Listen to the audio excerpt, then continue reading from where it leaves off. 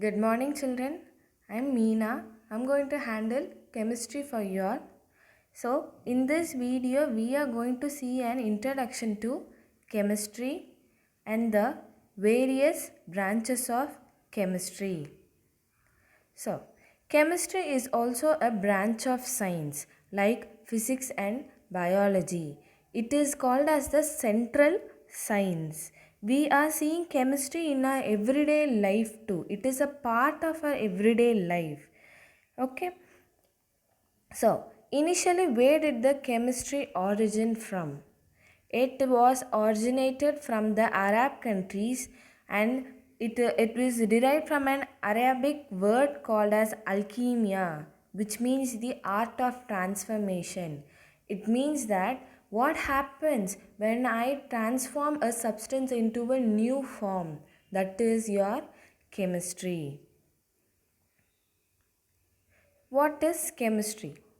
Chemistry is the study of composition, structure, properties, and change of matter. It is not just like the people with white coats in the lab, they are mixing some two or more liquids and then finding a new solution, children. It is there in our everyday life too. You know that all the objects in the universe are made up of matter. So, chemistry is like used in studying a plant. How did the rocks form? How our atmosphere is formed? How are the pollutants, pollution, how pollution is caused, and how are we doing some measures to reduce the pollution? So, everywhere is chemistry. Example, before eating, you wash your hands with soap. So, soap is a different substance, and my hand is a different part. When I mix these two, when I bring the soap in contact with my hand, the dirt in my hand becomes clear. So, this is what chemistry is. It explains the changes undergone when you mix two substances, when you make two substances to react with. Like the next example is when I mix sugar with water. Sugar is a different substance, water is a different substance. When I combine these both, I get a new different product, that is the sugar solution. Sugar water I get in return. This is what chemistry. It deals or explains how or why do the substance combine. What happens when I mix or combine two or more substances? Branches of chemistry. There are 5 branches of chemistry: organic chemistry, inorganic chemistry, physical chemistry, analytical chemistry, and biochemistry. So, let us see everything in detail. Organic chemistry. So, organic chemistry in the sense there are so many elements present in the world like calcium, magnesium, potassium, iron, sulfur, nitrogen, oxygen, hydrogen. There are so many elements present. But when I consider only one particular element called as carbon, I told you already, children, that all the objects in the universe are made up of some substance or matter. So, when I mean it as substance or matter, there are some building elements making up that object. If I take a human body is not a single part object. It is made up of blood, veins, muscles, skin, hair, everything. All these are the building blocks of human body. So similarly, for all the objects, whether it is a living or non-living thing, it should be made up of some matter. It should be made up of some elements.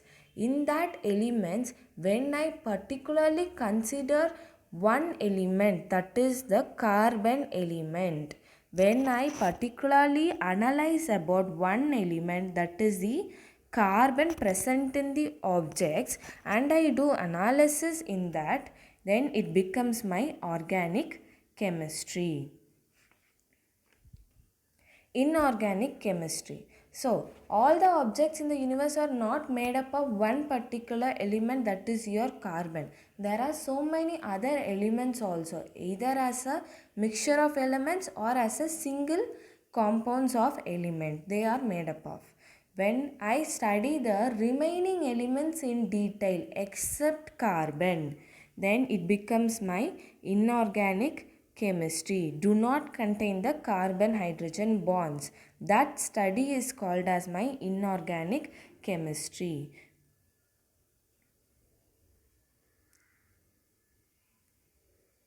Next is physical chemistry.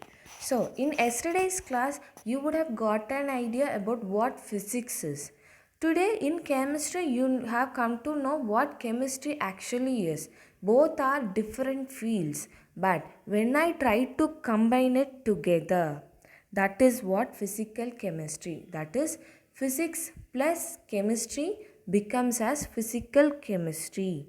We call it by another name called as physical science. Always physics and chemistry forms a pair in your branches of science. Biology is different. Physics and chemistry always have some interlinks between each other. Example is they have given as electroplating, combustion and fluorescence. What is electroplating? Electroplating, you would have noticed that in your daily day-to-day life. Have you all seen artificial jewelry? Have you all seen the food tin cans? Have you all seen the bridges made up of iron in the roadways? All these materials are actually made up of one material, and they are all given another different metals coating for some purpose. So the process of giving a different metals coating on a particular metal or an object for a purpose is called as electroplating by passing electricity. You know that the jewelry made up of gold is very expensive. We cannot wear it often, or we cannot afford it often. So people go for the next option left, that is the artificial jewelry having a coating of gold in it. It was actually made up of a different material, but it has a coating of gold in it. So two different materials are combined over there to give us a finished outlooking product. Next, tin cans. All the aluminium cans which are all used for the oil, or which are all you get your Rasagulla bottles and all in tin cans, right? They are all made up of iron.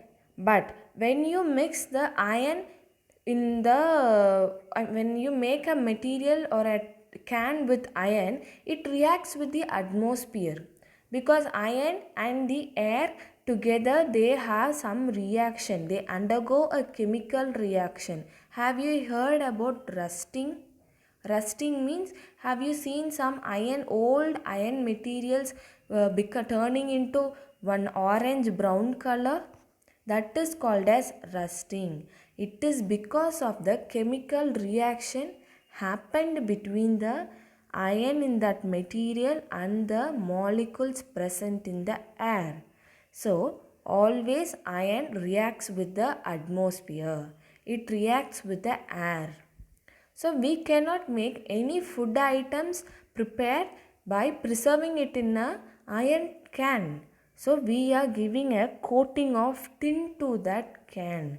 Tin is also a tin, Tin. Tin is also a chemical element. That tin will protect the food from spoiling when it reacts with the iron.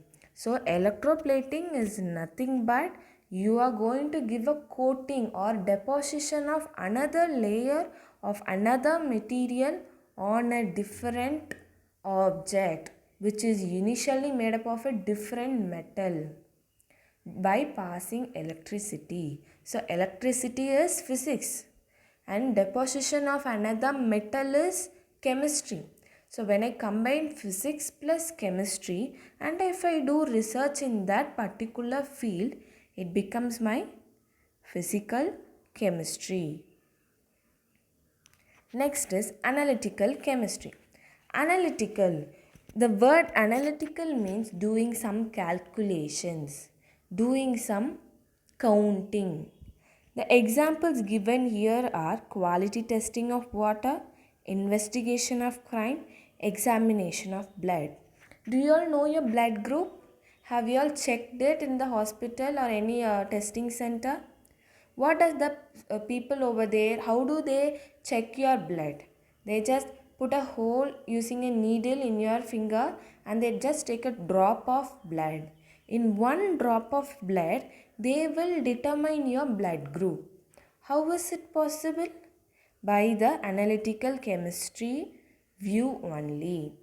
They count the WBCs, RBCs, and platelets in your blood with the counting of the cells in your blood. With from one drop of blood, they will be counting the cells present in the blood and they will determine your blood group. Okay, children, so that is what your analytical chemistry is. It is going to examine the materials by separating them into components and identifying each one, how much of each one is present in it.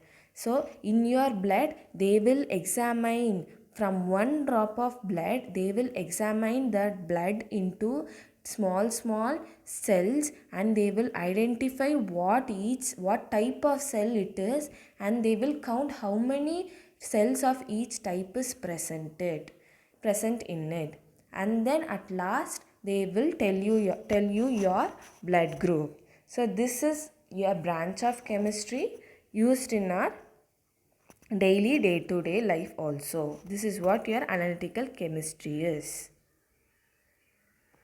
Next is biochemistry. As the word itself suggests, biochemistry. Biology plus chemistry. It is like when I combine biology and chemistry together and do some particular analysis.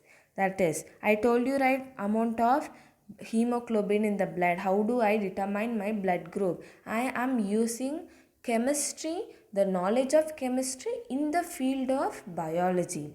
So the examples given here are protein synthesis, composition of DNA, structure of hormones, DNA, genetics. It is a very wide range of knowledge you need to know about your genetics.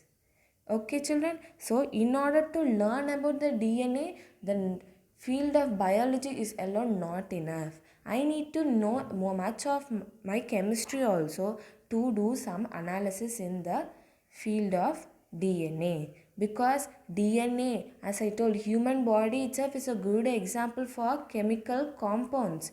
From the food we eat, we are taking the chemical compounds or the minerals essential for the health of our body. So obviously all the chemicals present in the food and the chemical elements which are essential for our body will be present in the DNA also.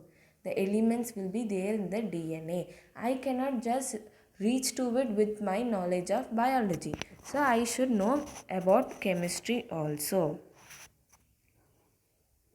Next, we are going to see some examples of chemistry in our daily life. I think by now you got an idea about what chemistry is. So, let us see some examples of chemistry in our daily life. Body composition.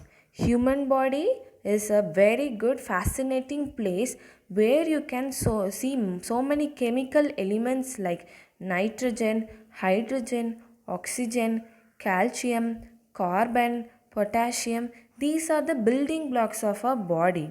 We take these things not as directly from the food we eat. Like daily, the doctor advises you all to drink milk because drinking milk will produce the chemical elements like calcium, which is stronger for your bones. Then we are eating cereals and grains, and thereby we are taking the proteins, that is the nitrogen essential for our body. We are drinking water. So from water means H2O. That is the formula of water in chemistry. H2O. Two molecules of hydrogen and one molecule of oxygen is your water. So indirectly by drinking water, we are taking the essential chemical elements for our body, hydrogen and oxygen. So did you all get an idea that chemistry is there in even in our body too? The next example is food production. Food production, photosynthesis. How do the plants prepare their own food? By the process of photosynthesis. In your lower grades, you might be learning the process of photosynthesis. That is, in the presence of sunlight, by using the water absorbed from the roots and also making use of the carbon dioxide which we exhaled out, the plant produces the food for its own self and it releases the oxygen which is necessary for our respiration. This is the process of photosynthesis. Can you identify here that even in the food production of plants and animals, chemistry is involved? Next, chemistry in hygiene. So, why do we clean our hands before eating? Who gave us that habit of cleaning our hands and eating? Because we may be roaming outside and as like that itself, if we come and keep our hands in the food, our hands will be full of dirt.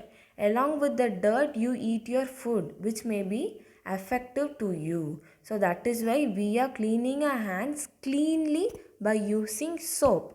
So soap is a material which has some kind of chemicals mixed in it. So when I mix the soap and my hands, there occurs a chemical reaction removing all the dirts in my hand and making it cleaner.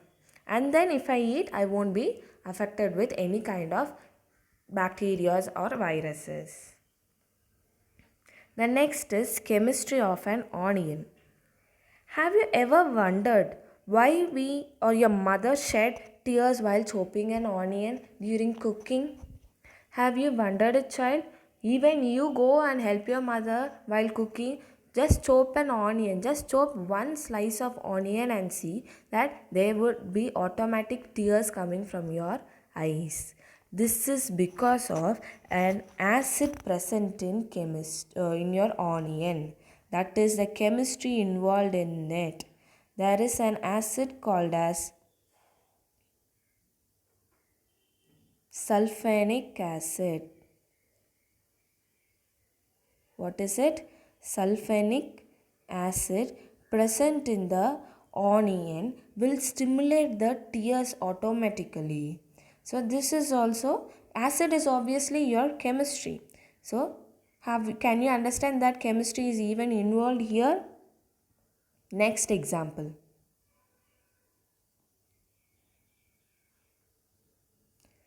Baking. Okay. Have you heard about a food ingredient called as baking soda? Baking soda is used in making cakes and all.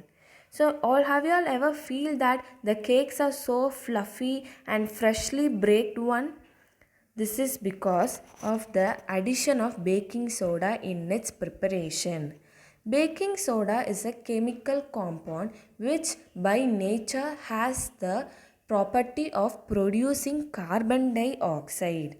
Carbon dioxide will enable the food product to rise. That is why all your cakes and breads are fluffy. Then in food preservatives we are using chemistry.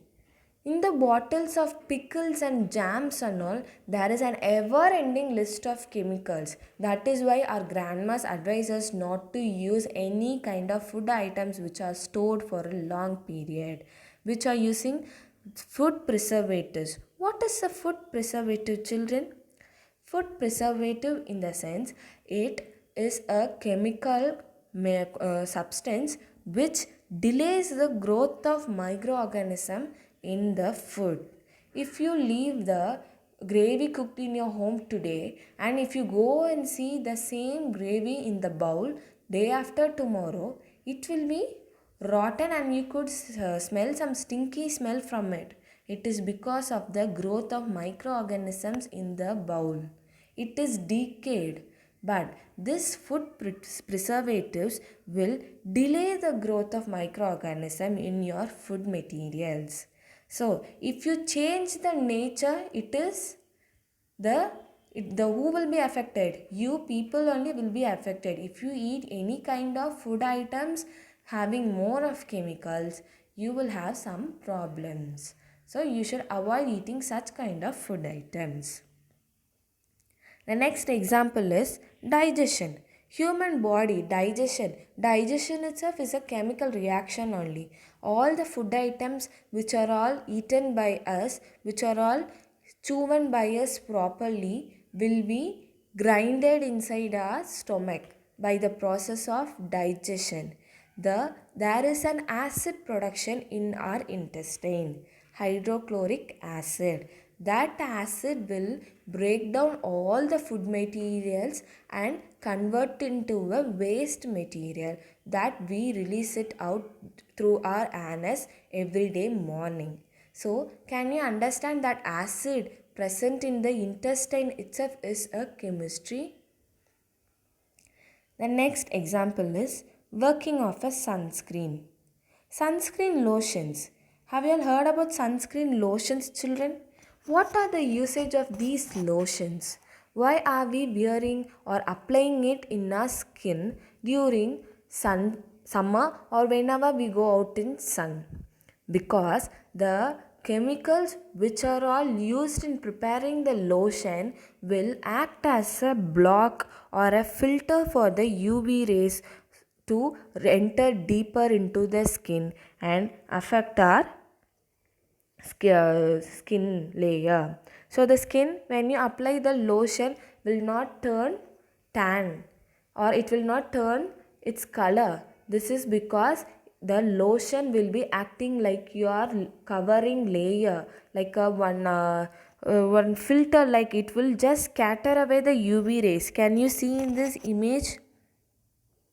The sun ray which is coming here without the layer of lotion will enter deep into the skin and then it will affect us. Whereas if you apply a layer of sunscreen, the sun rays whichever comes and hits on the skin will be scattered away. Scattered away in the sense will be thrown away or it will be moved away. It will not penetrate. It will not move inside your layer of skin.